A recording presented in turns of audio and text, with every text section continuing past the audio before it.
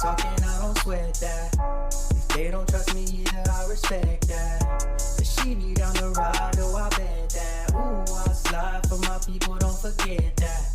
Don't forget that, don't forget that. Ooh, I slide for my people, don't forget that. Don't forget that, don't forget that. Ooh, I slide for my people, don't forget that.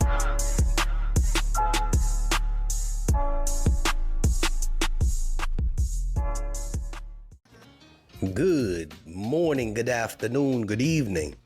My name is JH. How y'all doing, Postal family? Is everybody good? Is everybody cool? Everybody clean? Are you crisp? Are you feeling irie today? Yes, indeed. Let's chat, shall we? I spoke to somebody, and this person is in what you want to know. This is the person. See, I gotta be careful what I say.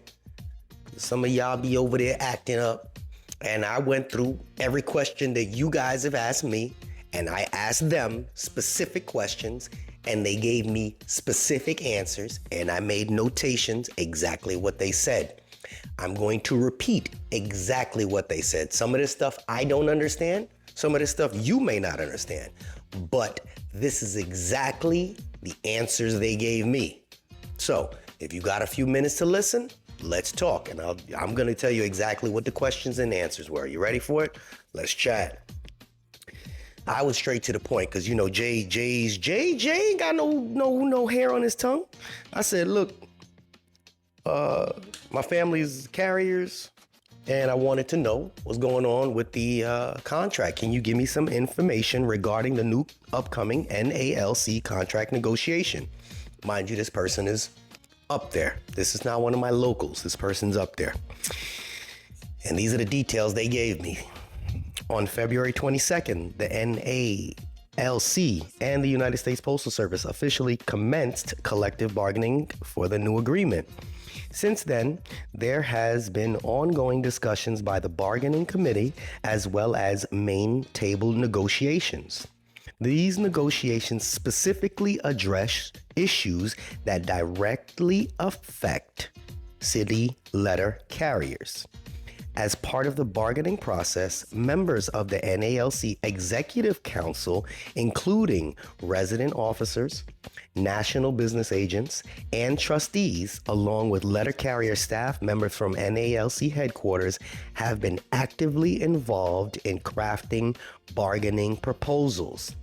These proposals aim to enhance the working conditions of the city letter carriers.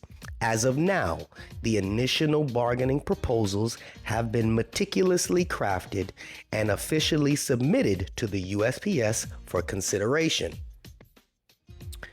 The current agreement between NALC and USPS is set to expire at midnight on May 20th.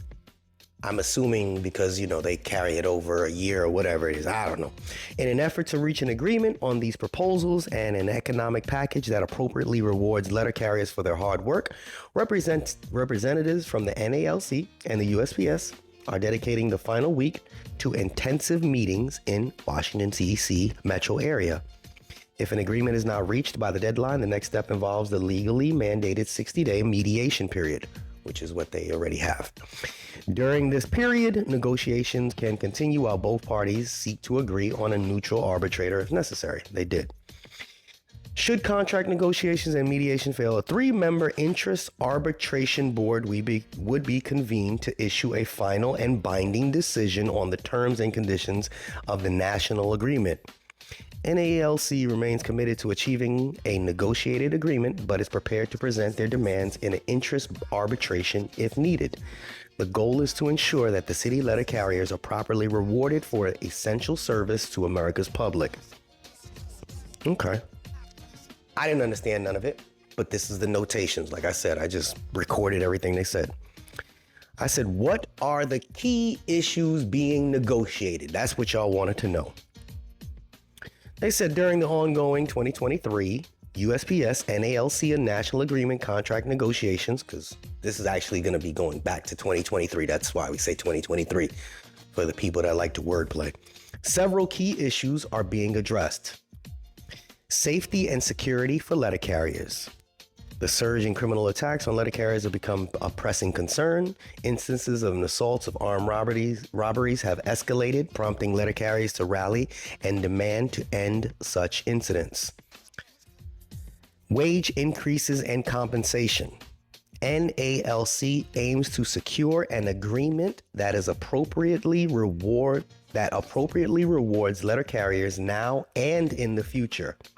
This includes addressing wage increases that keep pace with inflation and match compensation offered by industry competitors like UPS. So they said the word UPS. Whatever that means, I'm only reading, okay? Working conditions change since last contract. The bargaining process seeks to recognize the immense changes that have occurred since the previous contract. NALC is committed to improving working conditions for city letter carriers and ensuring their well-being. Assaults and robberies on letter carrier routes. The safety of letter carriers during their routes is the top priority. NALC advocates for stronger measures to prevent thefts and assaults both locally and nationwide. Interest arbitration process. Again, I don't know what half this stuff means. And I'm hoping that what I'm talking about, some of you guys can dissect and feed it to the people in the comment section. This is about providing information. All right. While NALC remains confident in reaching a negotiated agreement with USPS, they are prepared to proceed with interest arbitration if necessary, which they are going to be doing. This process involves the arbitrator making a binding decision on contract terms and conditions if negotiation fails. Remember, these negotiations impact not only NALC members, but also the future of the post office. The goal is to create an agreement that benefits letter carriers and addresses critical areas of concern. I said, well, are there any numbers, figures, money in regarding compensation discussions? I'm asking what they're asking in regards to pay for carriers, basically. I want to know what they're going to be paying them. It says the NALC is advocating for wage increases that appropriately reward city letter carriers. Same thing. Specific figures have not been publicly disclosed. The goal is to ensure that letter carriers receive fair compensation for their essential work service of America's public. They also said that they cannot disclose a figure because then the expectations would be up there. That was a side note if they don't get it. Cost of living adjustments, COLAs. The current contract provides for annual COLAs.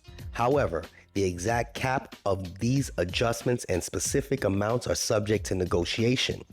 In the past, COLAs have been capped at around $160 annually. I don't know what any of that means.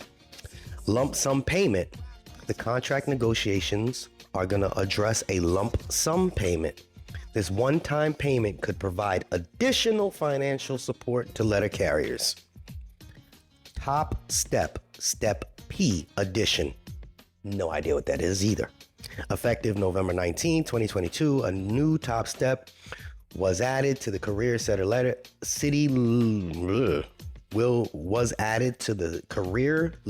letter carriers pay scales. Step P is expected to be $44 annually, greater than Step O. Remember, these figures are part of an ongoing negotiation, and the final agreement will be reached through the collective bargaining between NALC and USPS. The focus remains on securing a contract that properly rewards city carriers for their dedicated service. All right. I said, how does this compare to other contracts? This person went back into the 1970s contract. That means absolutely nothing to me. I said, are there any details that stand out the most regarding the negotiations? It said safety and security for letter carriers. Unfortunately, I couldn't do the interview because then people would kind of like, oh, that's because you've heard the voice before. Certainly, safety and security for letter carriers. The surge in criminal attacks on letter carriers has become a pressing concern. Instances of assault and armed robberies have escalated, prompting letter carriers to rally and demand to end such incidents. The rallying cry, yeah, they said this already. Said wage increases and compensation, working conditions, and changes since last contract. It says the bargaining process seeks to recognize the immersed changes that have occurred since the previous contract. NALC is committed to improving working conditions for city letter carriers and ensuring their well-being. Basically, they kind of like just hit points. They never gave me any specific details, unfortunately. I said, what about work-life balance and scheduling issues? They said chronic understaffing. City letter carriers have faced chronic understaffing in recent years. This issue impacts their workload, stress levels, and overall work-life balance. Negotiations aim to find solutions that address staffing shortages and ensures carriers can perform their duties effectively. Rising threat of crime on the job. The safety and security of letter carriers are paramount. Negotiations focus on measures to mitigate the threat of crime during delivery routes. Addressing safety concerns is crucial for maintaining a healthy work environment. Mistreatment and bullying by managers. Instances of mistreatment and bullying by managers can significantly affect the work-life balance. Negotiations seek to establish protocols that promote respectful interactions and prevent undue stress for letter carriers. I don't know what I know. Overtime compliance. Management's adherence to contract provisions regarding overtime is a key issue. Ensuring fair scheduling practices and preventing excessive overtime hours are essential for maintaining work-life balance. Leave policies and handling grievances. Negotiations also cover leave policies, including sick leave, vacation time, and other forms of time off. Improving the handling of grievances and dispute resolution processes contribute to a healthy work environment. Yeah. NALC remains committed to achieving a negotiation agreement that properly rewards city letter carriers for their dedicated services while addressing these critical work-life balance and scheduling concerns. All right. So that's what I read. Out of fairness, I didn't really want to, address certain things the other way. What I got from this, if you're still watching, and to be fair, the person didn't have to speak to me. It was interesting that I received the email, and I guess they're tired of me talking shit, which is kind of my thing, and speculation. But, speculation comes from other people, and I get a lot of information from everybody. And, I asked them about that. So basically, what I got from this was, it almost sounds like, the responses sound like a politician. I don't know if that makes sense to you. It was like political answers.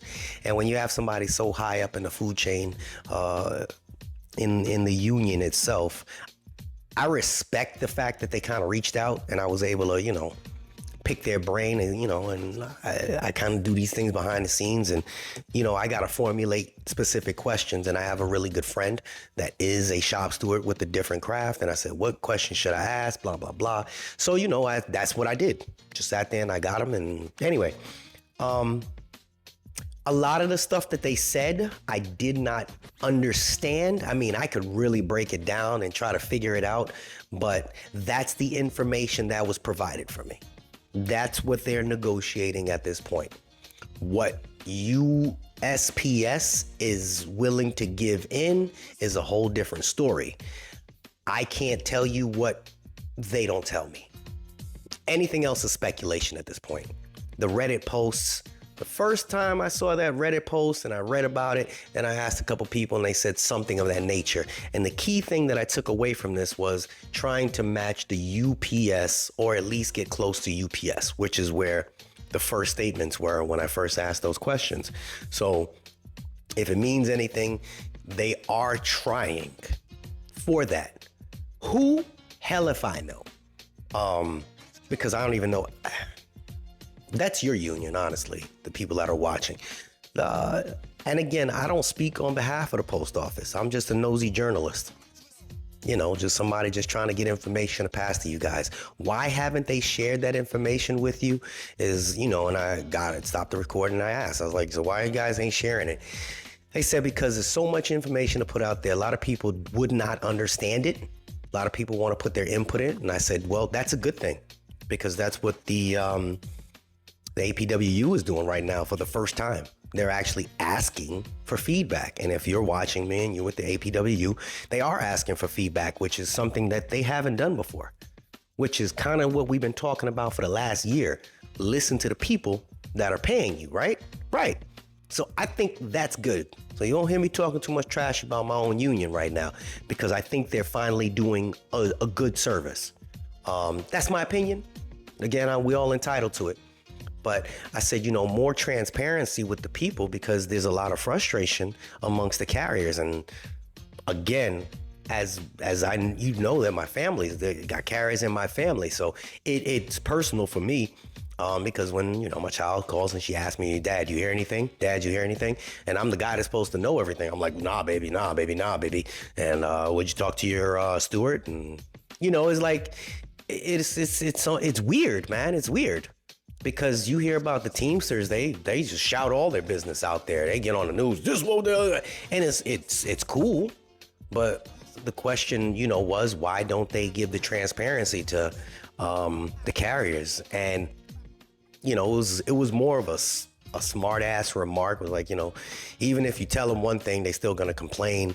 And I'm like, yeah, I agree.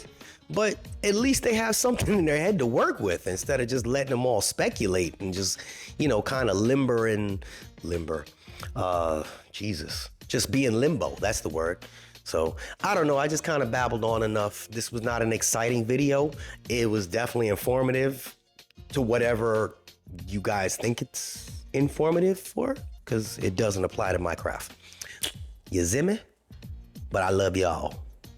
It's JH, and I'm out. Unexpected expenses stressing you out? Get the money you need now with Loans for Feds, a program designed specifically for federal employees. Bad credit is not a problem. Application is fast and easy with same-day approvals.